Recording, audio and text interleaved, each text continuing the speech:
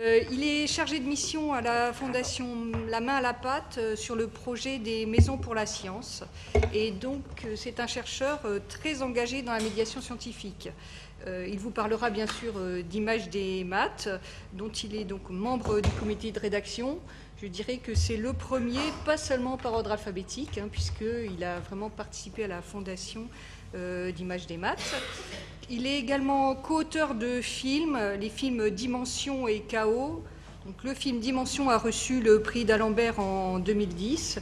Le film Chaos est paru en 2013 et également très très intéressant.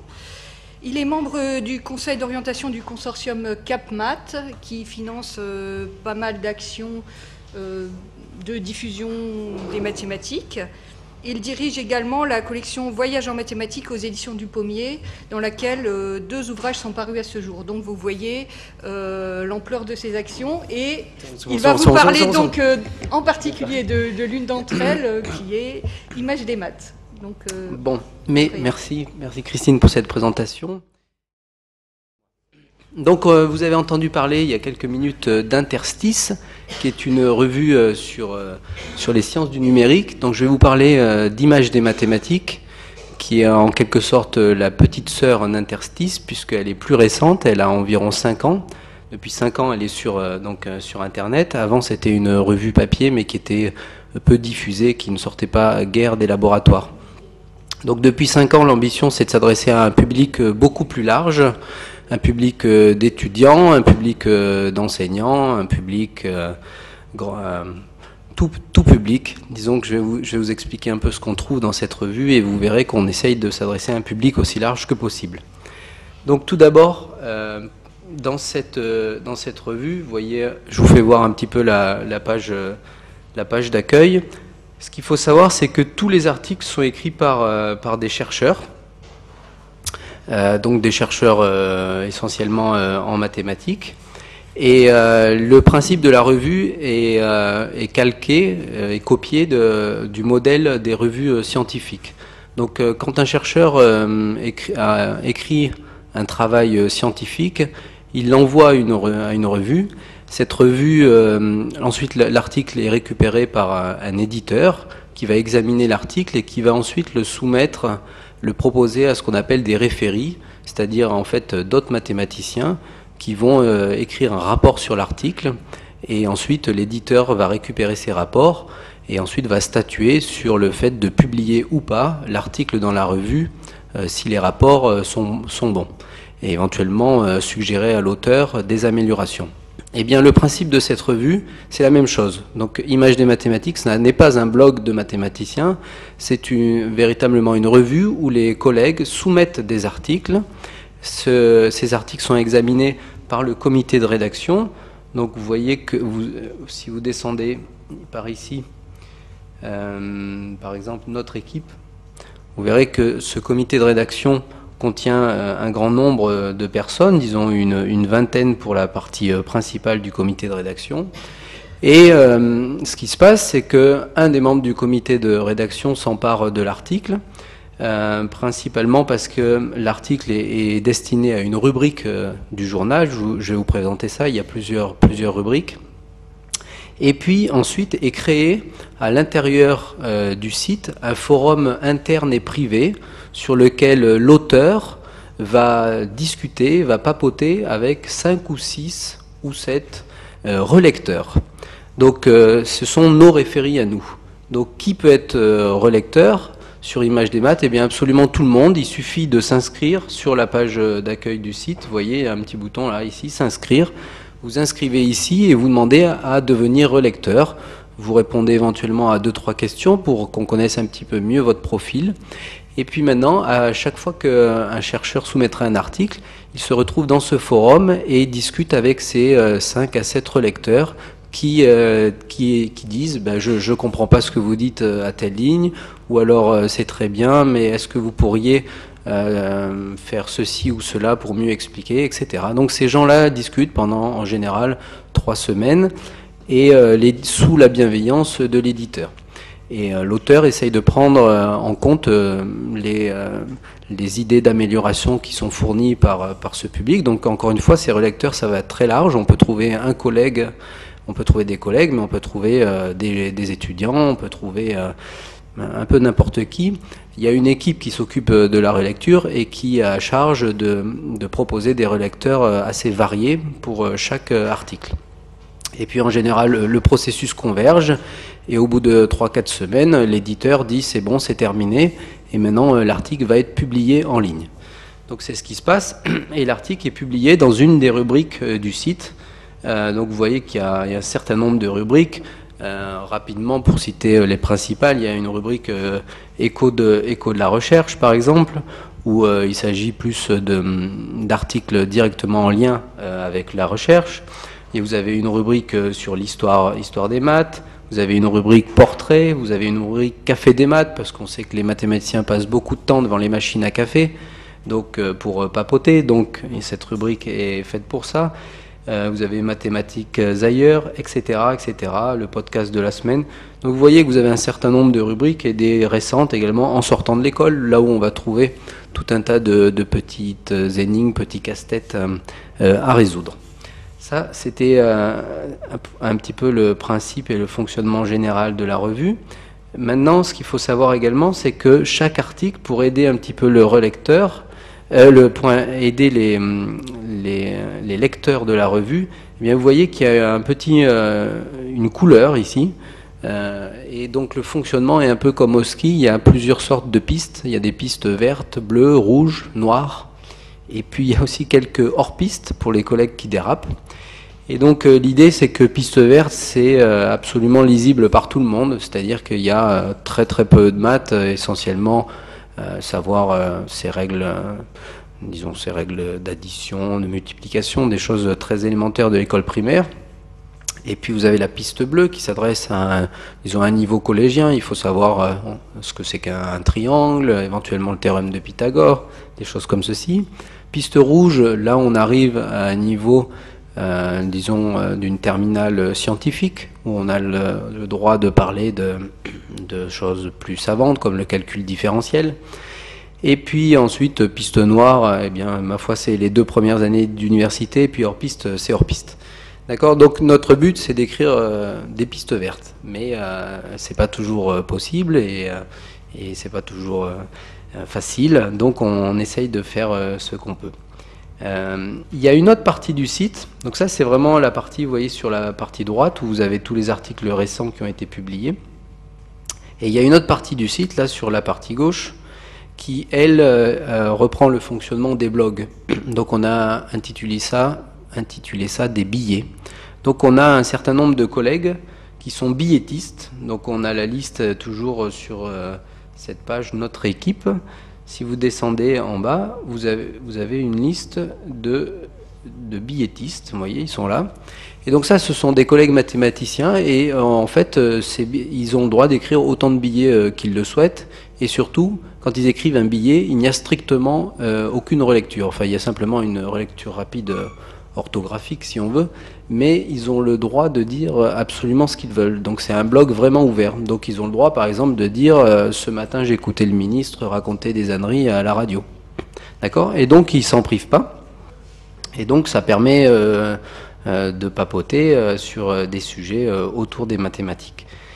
Et ce que je voudrais rajouter également, c'est qu'évidemment, quand vous prenez un article, n'importe lequel, par exemple celui-ci, puisqu'on parlait de sciences du numérique, où il s'agit d'expliquer la notion d'algorithme, eh bien à la fin de l'article, ou plutôt en haut, il y a évidemment moyen de déposer des commentaires, d'accord ?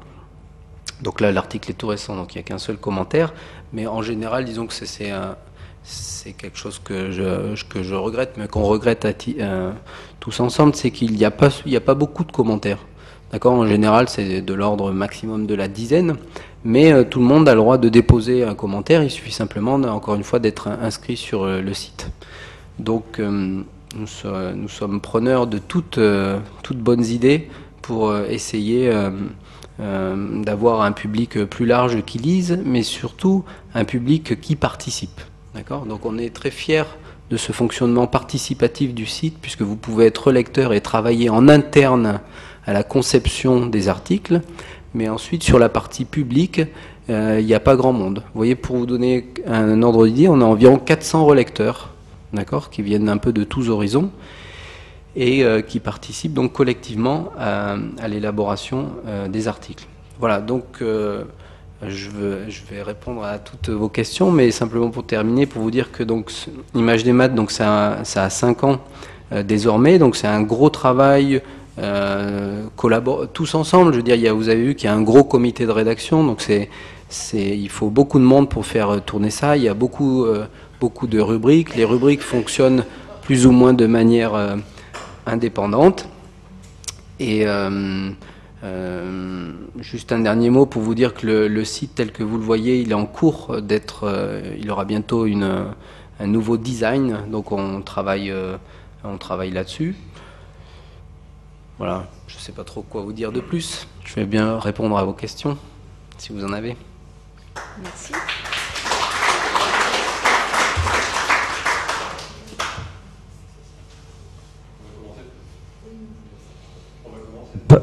On va commencer par une question sur Twitter. Quelle est la proportion de pistes vertes, bleues et rouges et noires, etc. Donc là, je vais répondre au pif parce que je ne sais pas si on... je ne crois pas qu'on ait d'outils comme ça sur le site qui permettent de répondre, mais j'aurais envie de dire qu'il y a 50% d'articles verts, et puis ensuite, ça se répartit à peu près de manière égale, quoi. Disons que de vert bleu, je dirais que vert bleu, ça représente 60% du site.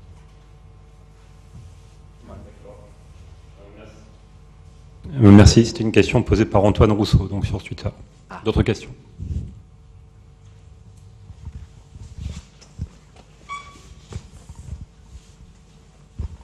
Grégoire Allaire. Oui, j'ai une question du même genre de statistique. Est-ce qu'on sait qui sont les lecteurs? Est-ce qu'on sait Alors, les jeunes, les moins jeunes? À vrai dire, donc, pour mieux effectivement connaître notre public, il y a 3 ans maintenant, on avait fait une enquête. Je vais vous la retrouver tout de suite. Mais vous savez comme moi que sur Internet, les choses évoluent très vite. Donc cette enquête, elle a 3 ans, mais il faudrait la refaire. Mais vous voyez, il y a un article qui s'appelle « Enquête Images des maths, résultats ». Donc vous le retrouverez facilement. Donc il faut savoir qu'on a environ aujourd'hui 2000 à 2500 connexions quotidiennes. Et puis vous voyez, à l'époque, on avait réussi à faire ce camembert là. Donc en bleu, en bleu là, les 43%, ce sont des, vous voyez, enseignants au collège. Et puis et la partie rouge en bas, profession intermédiaire. Ah pardon, en bleu, pardon, les 43% ce sont des collègues, excusez-moi. C'est enseignants-chercheurs supérieurs, d'accord? Ce bleu de 43%. Donc il y a presque la moitié qui sont des collègues. Et puis ensuite, vous voyez que ça se répartit de manière presque égale, ou je sais pas, autour de 12% dans ces catégories-là qui sont enseignants, profession, voilà. Enfin, je vous laisse regarder ce camembert, mais encore une fois, cette enquête, elle a déjà 3 ans et les choses ont beaucoup évolué, parce que quand on l'a faite, la revue était jeune. Cette enquête mériterait d'être faite.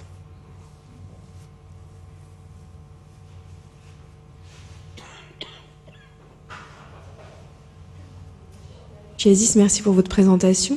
Petite question concernant la rapidité en fait de publication, puisque depuis ce matin on parle vraiment de la connectivité, de la rapidité de publication des billets, et vous parlez justement de mettre en place des filtres, et vous avez des comités de rédaction. Est-ce que vous pourriez plus nous parler de la façon dont on publie en fait sur votre Donc comme j'ai essayé de le dire, il y a 2 sortes de choses. Il y a les billets et les articles. Donc les billets, ils sont publiés instantanément, c'est-à-dire le lendemain ou 2 jours après, puisqu'il n'y a aucun filtre, si ce n'est, je vous dis, une relecture très rapide. Maintenant, les articles, il y a effectivement un long processus qui converge au bout de, disons, entre 3 et 6 semaines. D'accord? Donc, ce qu'il faut comprendre, c'est que les articles d'Images des maths, la plupart d'entre eux, ce ne sont pas des articles que vous pourrez lire en 3 minutes. D'accord, ça demande de s'asseoir à sa table, bien confortablement, et d'avoir une demi-heure, 3/4 d'heure, voire 1 heure à y consacrer. Ce sont des articles qui sont exigeants. Ça ne veut pas dire qu'ils sont illisibles, puisqu'on travaille à ce qu'ils soient aussi faciles d'accès que possible. Mais même un article en piste verte ne se lit pas en 2 minutes. C'est pas parce que c'est vert que ça demande, c'est exigeant, ça demande du travail. Donc ces articles sont exigeants, c'est un fait, et c'est le corollaire, ou c'est lié en tout cas au fait qu'il y a eu un long processus de maturation. Les chercheurs ou les gens qui ont écrit ont mis du temps à les écrire, ils les ont pas écrits en 5 minutes, et derrière, je vous dis, il y a ce long travail d'accord, d'élaboration. Donc, Images des maths, c'est un peu un choix du comité éditorial, c'est que c'est un peu presque en opposition avec l'instantanéité de beaucoup d'autres sites. D'accord, c'est ok. Et la collection Ouais. d'ouvrages que tu publies aussi est liée aussi à Images des maths. On y retrouve beaucoup d'auteurs. Est-ce que tu peux en parler exactement. un petit Donc peu ?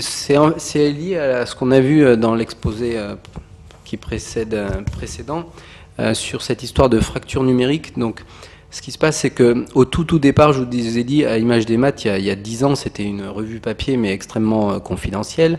Donc ensuite, c'est venu sur le terrain du numérique, mais certains d'entre nous dans le comité regrettaient que, si vous voulez, une fois que l'article, il y a beaucoup de choses qui sont publiées sur Images des maths, donc les articles tombent ensuite un peu dans les tréfonds du site, et à part les gens qui savent, qui connaissent vraiment les choses, c'est difficile de les retrouver. Donc on travaille avec cette nouvelle version du site justement à de meilleurs outils pour retrouver les choses qui tombent dans le fond. Mais cela dit, on a pensé que ça serait chouette de temps en temps de sortir un petit livre qui reprendrait un certain nombre d'articles sur des thématiques fixées. Donc c'est ce qu'on a commencé l'an passé. Donc on a décidé de lancer ça sous une forme de collection avec les éditions Le Pommier. Donc il y a 2 premiers ouvrages qui ressemblent à ceux-ci, qui sont sortis à l'automne. Il y en a un autour des systèmes dynamiques avec Poincaré, et celui ici qui est là, qui est autour de géométrie topologie avec Thurston. Donc l'idée, c'est d'essayer de faire 2 livres comme ceci, avec les éditions Le Pommier, donc 2 livres par an.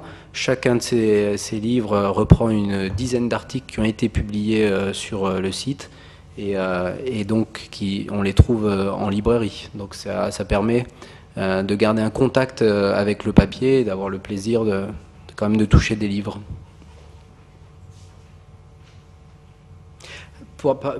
Comme les livres viennent juste de sortir, j'ai strictement aucun retour sur si on a touché un autre public. D'accord ? On m'a promis des retours pour la fin du mois de janvier.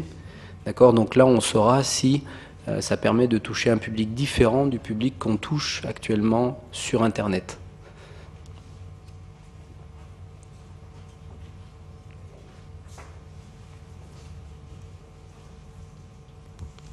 Bonjour, Marie Chauvier de l'Institut Henri Poincaré. Pourquoi ne pas ouvrir justement le dépôt d'articles à des personnes qui ne seraient pas des chercheurs, des mathématiciens, c'est-à-dire au grand public, pour l'impliquer plus et justement permettre un peu plus de dynamisme? Et un autre constat que je fais, c'est que la fracture numérique me semble aussi être accompagnée d'une fracture de genre, puisqu'il y a 87% du lectorat qui sont des hommes. Enfin bon, ça, cela dit, c'est une autre discussion. Ouais, non, mais c'est une discussion non seulement très intéressante, mais qu'on se pose tous les jours. Il y a effectivement le lectorat qui est très masculin, mais il y a surtout les écrivains qui sont très masculins. Mais ça, c'est aussi lié au fait que notre communauté est très masculine. D'accord ? Donc on y travaille, on fait des efforts, on est sensible à ça, et c'est pas du tout une question qu'on met de côté. D'accord ? Le comité de rédaction, si vous regardez, il y a un certain nombre de femmes impliquées, et dans nos billettistes aussi, on fait le maximum, quoi. Et pour répondre à la première question, l'idée, c'est vraiment que Images des maths, c'est comme une revue scientifique. Donc c'est des scientifiques qui publient dedans, et ce qu'on pense, c'est qu'il y a la place ailleurs sur Internet pour le public pour s'exprimer. Mais le public peut s'exprimer dans les commentaires, d'accord ? Mais il ne peut pas écrire un article tout simplement parce qu'il n'y aura certainement pas le recul scientifique qu'il faut. C'est-à-dire qu'il ne suffit pas juste d'avoir entendu parler d'un sujet pour pouvoir écrire un article de maths sur le sujet. Il faut avoir un minimum d'expertise. Et cette expertise, les chercheurs l'ont. Il y a bien sûr peut-être des personnes dans le grand public qui l'ont, mais c'est pas sur Images des maths qu'elles pourront publier. En tout cas, c'est pas ça le point de vue du comité de rédaction pour l'instant. Moi, je voulais rajouter, enfin, aller dans le sens de la question, puisque de toute façon, comme vous avez un comité éditorial, je ne vois pas pourquoi vous fermez la porte aux autres, puisque vous, de toute façon, vous évaluez. Les grandes revues scientifiques n'interdisent pas aux non-chercheurs d'envoyer des articles. Ils ne seront juste pas retenus. Il n'y a aucune interdiction, il n'y a aucune obligation pour Nature, Science, Cell, Lancet ou autre d'être scientifique ou chercheur ou d'être en poste. Oui, c'est pas faux. En même temps, je pense que si on ouvrait, ça changerait pas grand-chose. Mais bon, je sais pas.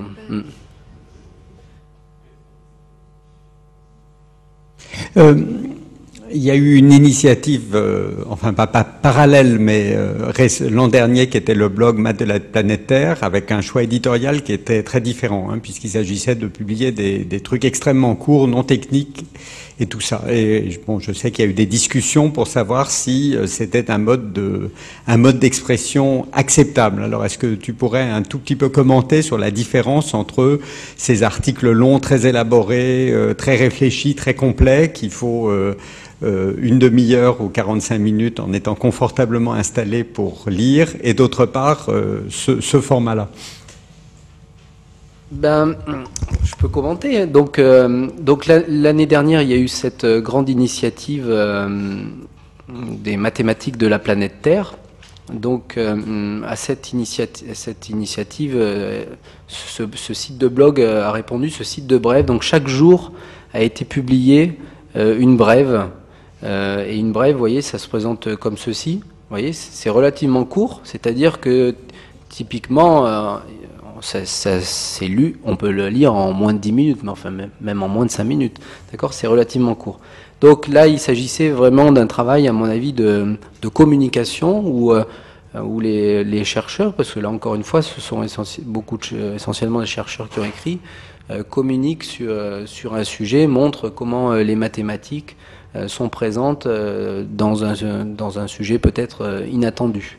D'accord, donc ça c'est un moyen de communiquer, mais sur Images des maths, on communique pas de cette façon-là, on écrit, d'accord, des articles dans le même état d'esprit que quand on écrit un article de recherche. Et on s'aperçoit, enfin beaucoup de collègues qui s'y frottent s'aperçoivent que c'est un travail difficile et exigeant d'écrire un article pour un public déterminé qui n'est pas le public habituel de chercheurs. Donc c'est très exigeant et vous avez tout un tas de collègues qui se cassent la pipe, c'est-à-dire qui commencent un article et qui ne le finissent pas, ou qui partent en piste vert et qui dérapent en hors-piste. D'accord, donc c'est deux choses différentes, ce site de brève et de blog et un site comme Images des mathématiques. Mais les deux sont complémentaires. Les articles sur Planète Terre étaient aussi référés ou bien? Non. Si, il y avait un comité de rédaction, d'accord. Ils étaient, parce qu'il y a un comité de rédaction qui est ici là. Donc oui, ils étaient référés, oui. Oui. Vous voyez, là.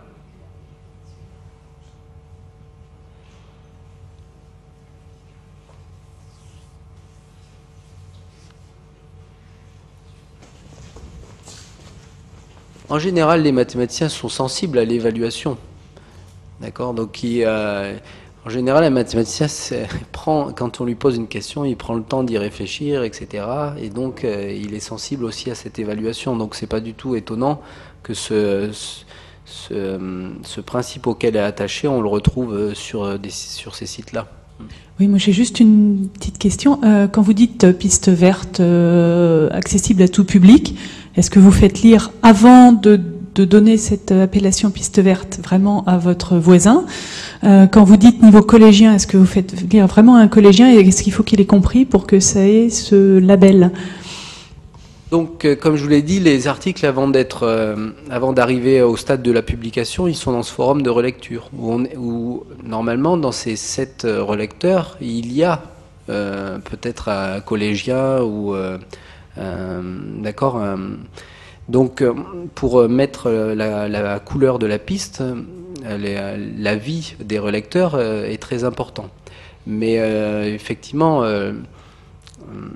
il y a certainement des articles où on se trompe, on pense que c'est vert et puis c'est déjà vert foncé, quoi.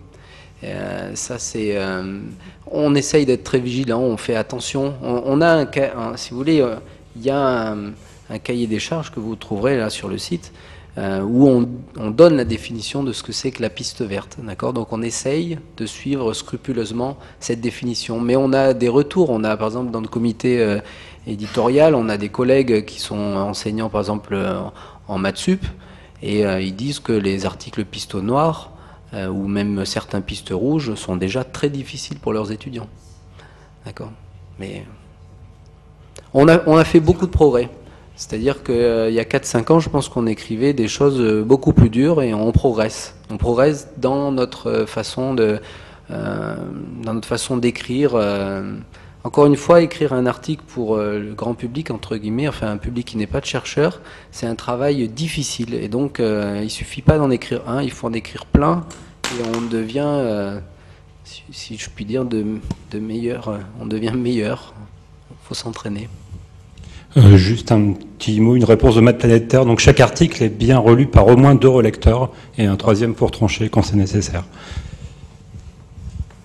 Je voulais savoir si les articles étaient disponibles uniquement en français. Oui, donc le site est entièrement français. Il y a une initiative qui vient du côté allemand, Andreas Daniel Math, qui travaille à une sorte d'image des maths au niveau européen. Et en fait, parmi les idées qu'il a, une de ces idées, c'est de prendre certains des articles d'image des maths et de les traduire.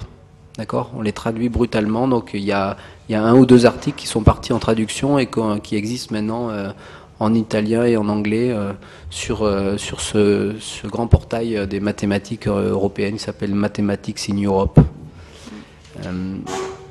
On va peut-être prendre une dernière question avant la pause. Moi, je voulais savoir si vous avez eu des contacts avec le corps enseignant, que ça aille de la primaire au secondaire, ce qui a eu des enseignants qui étaient intéressés justement par des sujets qui sont proposés sur votre site, et puis impliquer leur classe. Est-ce que vous avez eu ce genre d'interaction? On a eu une initiative assez sympa qui s'appelle le concours. On a un concours de bande dessinée, d'accord, dont Nadège Arnaud qui est ici s'occupe. Ce concours de bande dessinée, on donne un thème chaque année, et puis il s'agit de dessiner en 1 ou 2 planches une bande dessinée sur ce thème. Et on a constaté qu'il y a certains enseignants qui impliquent leur classe, d'accord, et ils travaillent tous ensemble sur cette thématique. Donc ça, c'est une des façons qui nous permet de toucher des enseignants, mais après on n'a pas d'initiative en particulier vers les enseignants. Il y a un certain nombre d'enseignants, comme vous l'avez vu dans le camembert, qui sont avec nous. On en a un certain nombre dans les relecteurs. On aimerait en voir plus, mais je ne saurais pas mieux répondre à cette question. Ok, donc merci encore une fois Aurélien, et puis ça sera la pause.